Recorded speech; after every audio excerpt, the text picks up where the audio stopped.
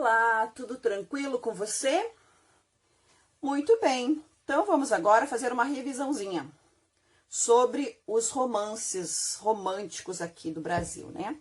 Lembre-se que romance vai trabalhar muito com o sentimentalismo, certo? Com o eu lírico. E aí nós podemos dividir aqui no nosso Brasil os romances em 4 vertentes. No romance urbano, certo? Urbano, ligado o quê? À cidade. Qual é o livro que eu tenho a obra? Memórias de um Sargento de Milícias. Essa é a obra marco. Quem escreveu? Manuel Antônio de Almeida, certo? Nessa narrativa, eu tenho a simplicidade do povo sendo exposta. E esse período eu tenho, então, obras chamadas de crônica de costumes, só que retrata o cotidiano das pessoas que moram na cidade. O que você precisa lembrar é que o romance urbano, ele precede o indianismo, que é um outro vertente. No entanto, ele vem depois do condoreirismo. Lembra disso que era lá Castro Alves e tal, causas sociais. Agora eu tenho mais uma narrativa voltada para o quê?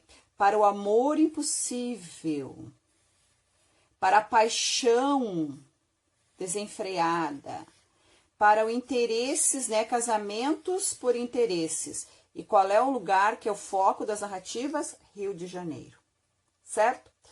Depois disso, nós vamos ver o romance histórico. E agora no romance histórico, o que eu tenho de pertinente é a autenticidade. Precisam realmente lá estarem nas obras temas, certo?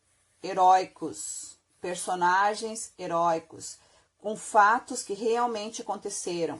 A narrativa, ela é baseada num tempo passado. Quem é o marco para que nós venhamos a lembrar? José de Alencar.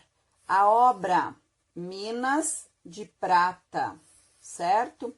Outra obra bem pertinente para esse período, escrita por Érico Veríssimo. O Tempo e o Vento. Outra narrativa, certo? Então, percebam que quando nós tínhamos essas vertentes dentro do romance, do romantismo, nós tivemos também o romance regionalista. O próprio nome já diz, ó, regional. Então, agora, nesse período, eu tenho o quê? O redescobrimento do Brasil, naquelas regiões que ficaram esquecidas agora na literatura. Eu tenho, então, agora o Bernardo Guimarães, certo? Abrindo essa vertente com Ermitão de Muquem. É uma narrativa que fala de grupos sociais que estavam esquecidos na literatura. E grupos sociais de diferentes regiões, certo? Do Nordeste, do Sul. E aí eu tenho a Escrava Isaura também de Bernardo Guimarães, muito pertinente aqui nessa vertente histórica, certo? Agora, relembrando também, eu tive neste momento o romance indianista. Já tá dizendo, ó, índio. Qual é o foco deste momento aqui?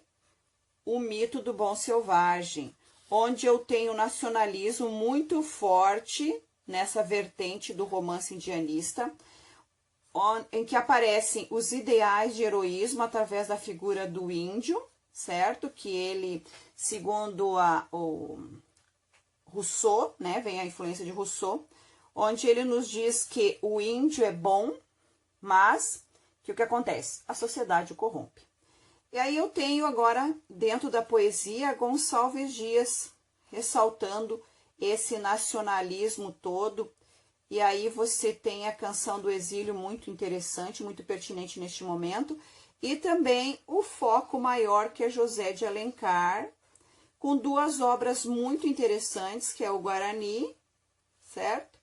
E também Iracema, duas obras muito interessantes. Só que eu quero que você lembre que José de Alencar, ele passou por os outros 3 momentos dos romances. Ele foi o que mais produziu obras, certo? Dentro dessas vertentes aqui. Então, ele tem obras tanto na vertente indianista, como no urbano, histórico e regionalista. Ele foi um autor multifacetado, certo? Então, agora você deu uma relembrada, você relembrou o que nós já vimos nas aulas passadas, o que você leu na sua apostila, os exercícios que você já fez.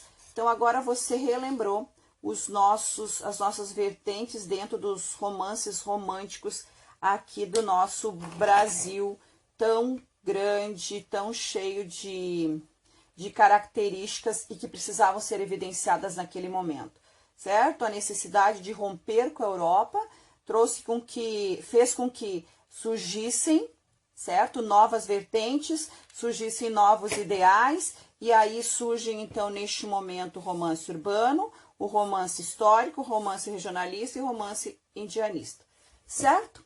Muito bem, muito tranquilo a nossa revisão. Então, bye bye para você e a gente se fala muito em breve.